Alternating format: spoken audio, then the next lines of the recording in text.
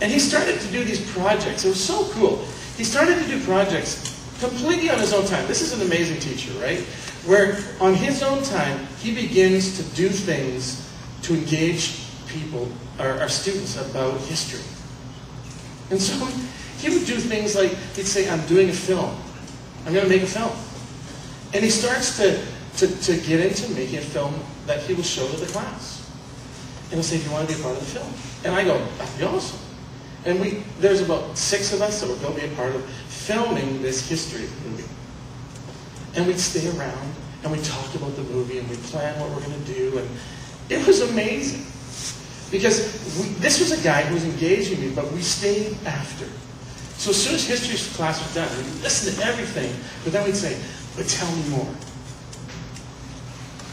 And it became the most exciting time in school in my life. And I remember, it was in grade 7. It was grade 7. I remember going back to the school, and I found out later this guy was a Christian. And he would pray for me. And he'd tell me that I was praying for you. And I'd go back and tell him what I'm doing in high school now. But I never forgot Mr. Ewart.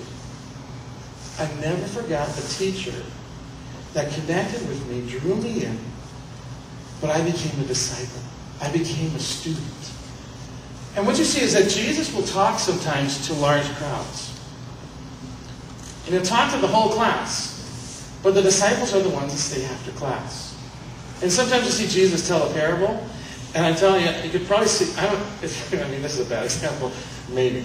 But there's a movie called Life of Brian, Monty Python. I don't recommend it to everyone, but there's this great scene where Jesus is doing the Sermon on the Mount.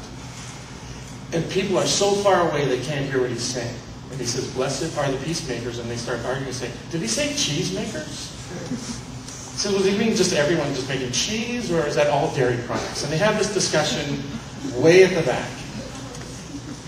But it was this interesting thing to see this discussion, to see people, to see that in the Sermon on the Mount that Jesus actually was talking to his disciples. So if you want to listen in, you can listen in. But it's for those people that are staying after class.